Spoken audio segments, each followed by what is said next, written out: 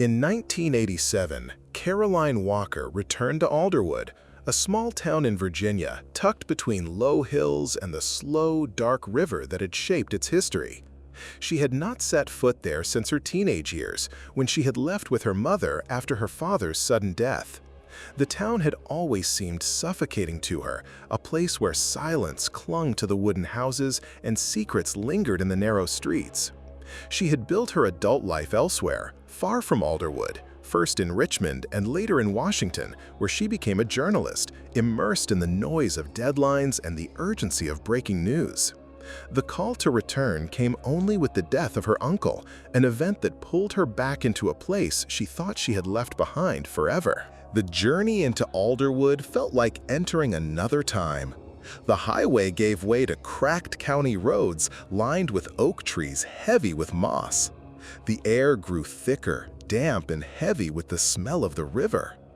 As she drove past weathered barns and abandoned gas stations, Caroline felt an odd tension, as though the town had been waiting for her all these years. When she finally reached Main Street, she saw that little had changed. The same faded storefronts stood in a row, some shuttered, some still struggling against decline. The old movie theater had gone dark long ago, its broken sign still clinging above the door. The bookstore her uncle had owned sat on the corner, its wooden sign faded but still legible. She parked in front and stared at the windows clouded with dust, knowing that everything inside now belonged to her. The people of Alderwood noticed her almost immediately. A few passers-by glanced her way, then lowered their eyes with a kind of wary recognition. She could see in their faces that they knew who she was, or at least remembered her family. Their greetings were polite but distant, offered with an air of restraint, as if they feared she might vanish as suddenly as she had appeared. The town seemed caught between wanting her to stay and hoping she would leave. She felt it in the way conversations fell silent when she walked by, and in the way strangers studied her with quiet intensity. That evening, she checked into the small inn near the courthouse square. The building was old, with creaking floors and wallpaper yellowed by time. From her window, she could see the river glinting in the fading light, winding its way past the edge of town. As night fell, the streets below emptied quickly. Shops locked their doors, porch lights flickered on, and the town sank into a heavy stillness that unsettled her more than she expected. It was not the quiet of peace, but of something withheld. Near midnight, Caroline noticed a faint glow by the river. At first, she thought it was headlights, but the lights did not move like cars. They shimmered, hovering low above the water, pulsing as if alive. She watched until they faded, unsure if what she saw was real or a trick of her tired mind. The image stayed with her long after she closed the curtains. Lying in the narrow bed, Caroline realized that her return to Alderwood was more than an obligation to settle an inheritance. The town held something that unsettled her, something that pressed at the edges of memory and silence. She could not yet name it, but she sensed that her uncle's death was only the beginning of what awaited her.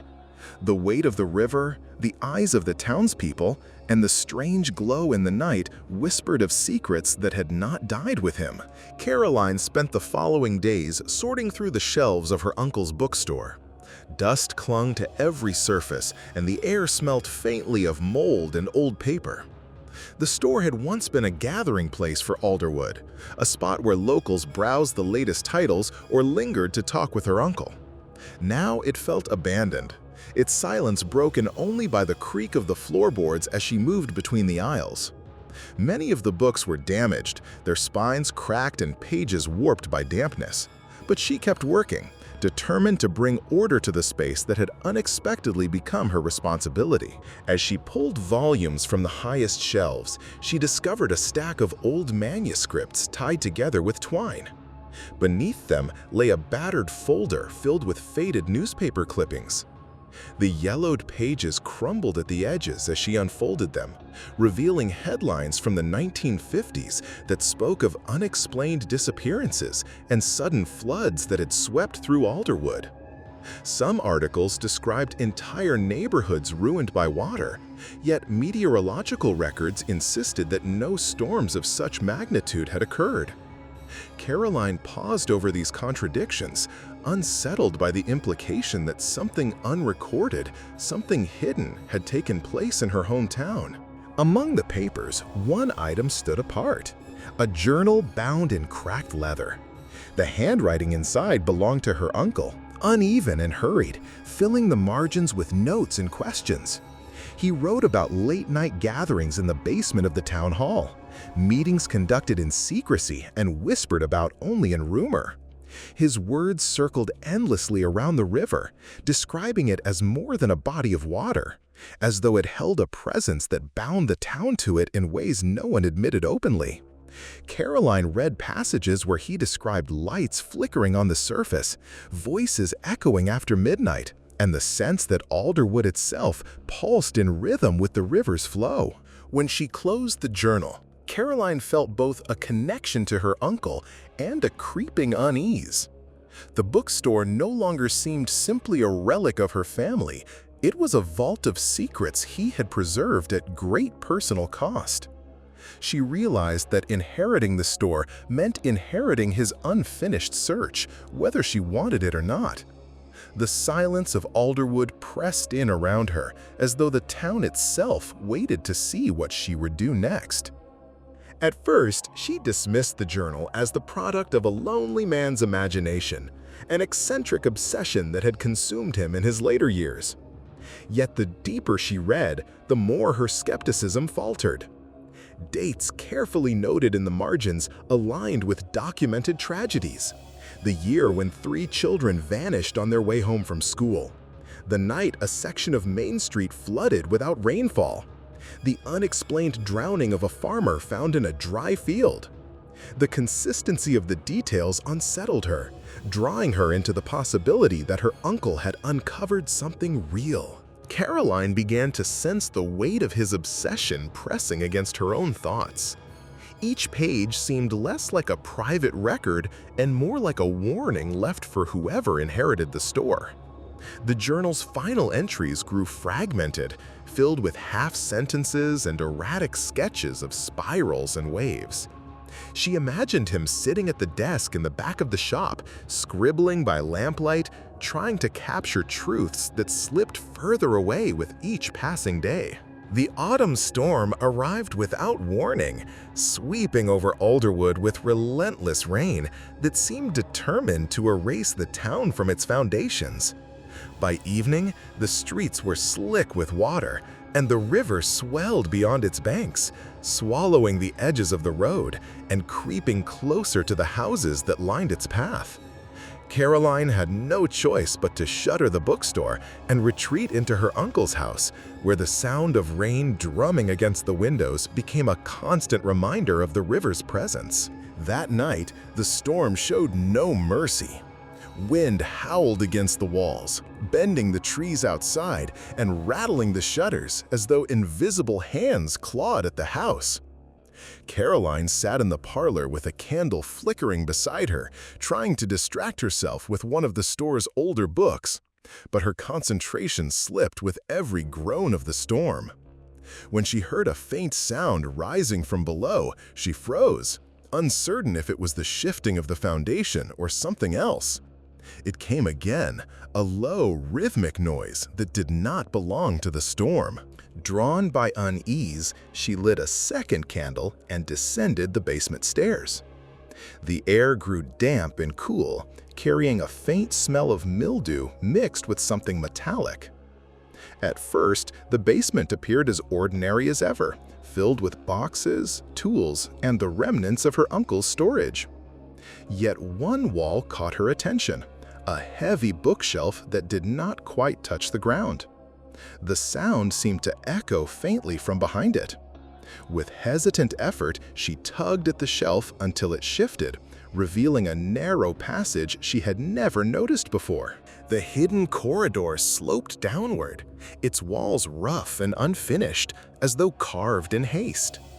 Caroline followed it, her candlelight casting wavering shadows along the stone.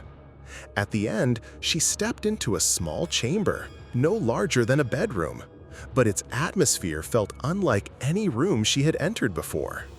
A table stood in the center, cluttered with melted candles, scattered papers, and several ancient-looking books whose spines bore titles in languages she did not recognize. The walls bore markings drawn in dark ink, spirals and fluid shapes resembling watermarks or waves, each one overlapping the next in a pattern that seemed to shift when she tried to focus on it. As the storm outside intensified, the chamber trembled. Dust sifted down from the ceiling, and Caroline steadied the candle, her pulse quickening. It was then she felt it, the floor vibrating gently beneath her feet, as though something immense stirred deep below. The air carried a resonance, and through it came the faint impression of voices, layered and indistinct, yet carrying her name with startling clarity. She could not make out words, but the sound threaded into her thoughts, weaving unease into every nerve of her body. The voices grew stronger with the gusts outside, rising and falling in rhythm with the storm. Caroline's candle flickered violently, and for a moment, the shadows on the walls seemed to move independently, bending toward her as though they too whispered. A chill wrapped around her spine, and panic finally overcame curiosity. She bolted from the chamber, clutching the candle as she hurried through the passage, shoving the bookshelf back into place with trembling hands. Upstairs, she collapsed against the closed basement door, heart pounding in her ears louder than the rain outside. The voices had faded, but their echo clung to her mind, refusing to leave. She realized with a sharp clarity that what her uncle had written in his journal was not merely obsession. Something existed beneath Alderwood, something that the river carried in silence, and somehow her family had been entangled in it for generations. Caroline immersed herself in the collection of papers and journals, driven by a restless need to understand what she had uncovered. The more she read, the more connections emerged between Alderwood's outwardly quiet history and a darker truth that had been carefully concealed. At the center of it all was a name that appeared repeatedly across decades of records: the Circle of Keepers. The documents traced the circle's origins back to the middle of the 19th century, when Alderwood was still a struggling settlement on the edge of the Virginia wilderness. According to fragments of testimony and cryptic notes preserved in her uncle's journal, several of the town's most influential families gathered in secrecy to form a pact with the river that shaped their lives. They believed the river was not simply a natural force, but an entity capable of granting prosperity and protection. In return, it demanded offerings, sacrifices chosen by the circle. These offerings were not random, but deliberate, individuals marked as disruptive, troublesome, or dangerously curious about the town's affairs. Over the years, the practice became ritualized. Families passed the knowledge to their heirs, who guarded the tradition with silence. The disappearances of townsfolk, which local newspapers attributed to accidents, floods, or unexplained wanderings, fit precisely with the dates marked in her uncle's writings. Caroline saw in the margins his desperate attempts to link tragedies across decades, his conviction that the prosperity of Alderwood was soaked in the blood of its own people. He had written of heated confrontations with townsfolk, of whispers that warned him to stop asking questions, of an invisible wall of resistance that grew the closer he came to the truth. The more Caroline pieced together, the clearer the shape of the truth became. Alderwood's unusual quiet, the guarded stares of its residents, the way curiosity was met with silence, it was all part of an inherited burden. Her uncle had tried to break the circle, to sever the town's reliance on the river's bargain, but he had failed, trapped between fear and tradition. His descent into obsession was not madness, but the weight of knowledge too dangerous to speak aloud. Caroline's discovery unsettled her more than the hidden chamber or the voices she had heard during the storm. It was not only the past that tied her family to Alderwood, but the present as well. Her uncle had hinted at a successor, someone who would inherit both the bookstore and the responsibility of knowing the truth. The fact that she, after years away, had been drawn back to this place suggested something deliberate, as if the town itself had been waiting for her return. As she sifted through the brittle pages, Caroline felt a creeping realization settle over her. She had not simply inherited a store, she had inherited a role in a story that stretched back generations. Alderwood was not a town shaped by chance or ordinary misfortune. It was bound to the river by promises that demanded to be kept. And now that she had uncovered the circle's existence, she understood that her place in the town's history had already been written long before she stepped across its borders again. The waters of the river rose without pause, swallowing the streets of Alderwood one by one. Wooden fences collapsed under the current, and shop windows shattered as muddy waves surged through the town. Families fled toward the higher ground at the outskirts, clutching belongings and children, yet among the older residents there was little fear. They stood in silence on porches and doorways, watching the rising flood with the composure of people who recognized a pattern too old to resist. Their calm unsettled Caroline more than the chaos itself. It was as though they had been waiting for this night, resigned to the inevitability of the river's demand. Driven by a force she could not name, Caroline returned to the basement of her uncle's store. The hidden chamber felt colder than before, the carved symbols on the walls glistening as if damp from the river's breath. On the desk, she found a final journal entry, its ink blurred by moisture, yet still legible. Her uncle's hand had been hurried, desperate. He had written of the river's claim, of the circle's unbroken chain, and of the truth he could not escape. The river would never release Alderwood until a witness accepted its story, someone who would see without denial and carry its legacy forward. The words struck her with a force greater than the storm outside. She realized that her uncle had not simply studied the circle, but had prepared for his successor. His writings were not the ramblings of a man consumed by fear, but instructions left for the one who would come after him. Caroline felt the inevitability of it settle like a weight in her chest. She had not been given a choice when she returned to Alderwood. The choice had already been made for her by blood, by history, by the silent current of the river itself. Driven by a force she could not name, Caroline returned to the basement of her uncle's store. The hidden chamber felt colder than before, the carved symbols on the walls glistening as if damp from the river's breath. On the desk, she found a final journal entry, its ink blurred by moisture yet still legible.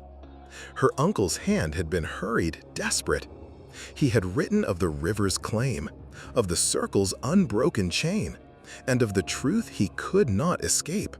The river would never release Alderwood until a witness accepted its story, someone who would see without denial and carry its legacy forward. The words struck her with a force greater than the storm outside. She realized that her uncle had not simply studied the circle, but had prepared for his successor.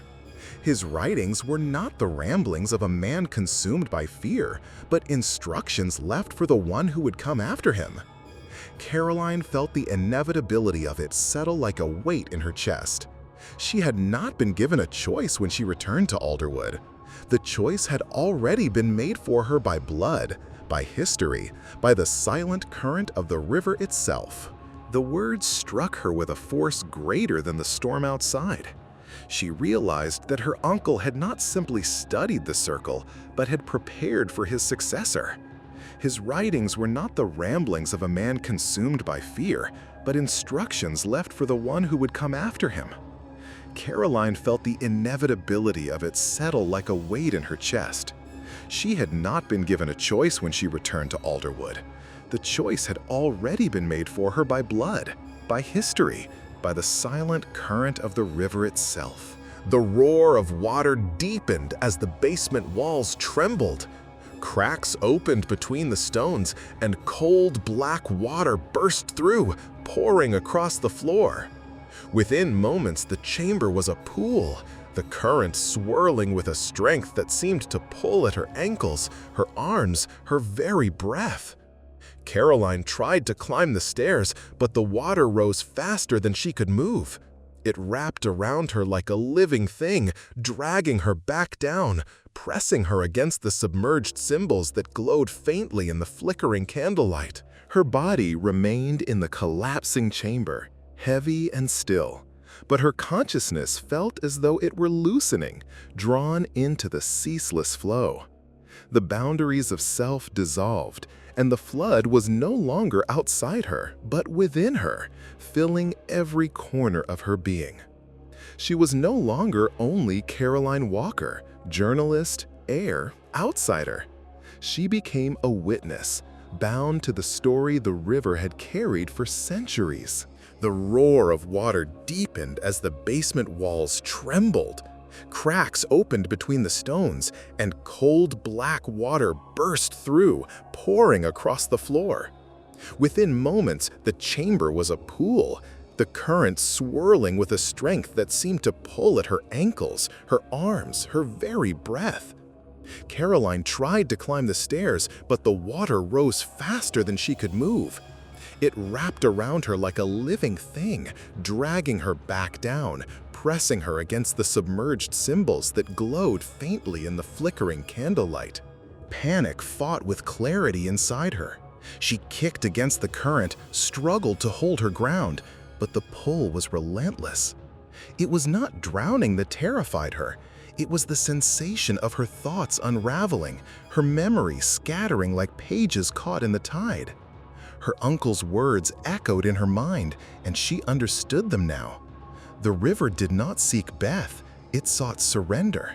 It sought a voice to carry its truth. Panic fought with clarity inside her. She kicked against the current, struggled to hold her ground, but the pull was relentless. It was not drowning that terrified her. It was the sensation of her thoughts unraveling, her memories scattering like pages caught in the tide. Her uncle's words echoed in her mind, and she understood them now. The river did not seek death, it sought surrender. It sought a voice to carry its truth. Her body remained in the collapsing chamber, heavy and still, but her consciousness felt as though it were loosening, drawn into the ceaseless flow. The boundaries of self dissolved, and the flood was no longer outside her, but within her, filling every corner of her being. She was no longer only Caroline Walker, journalist, heir, outsider. She became a witness, bound to the story the river had carried for centuries. When the rains finally ceased, Alderwood appeared unchanged to an outsider's eye. The streets still bore the marks of the flood, with mud streaking the sidewalks and fragments of wood lodged against fences. But life resumed in its familiar rhythm. The townspeople swept their porches, reopened their shops, and carried on as though the storm had been nothing more than a seasonal inconvenience. Yet beneath the surface, the silence was heavier, and the air carried the weight of something unspoken. The bookstore that had once belonged to Caroline's uncle remained closed. Its windows were dark, the door locked, and no sign of its new owner could be found. Caroline herself had vanished without trace, as though the storm had swallowed her whole.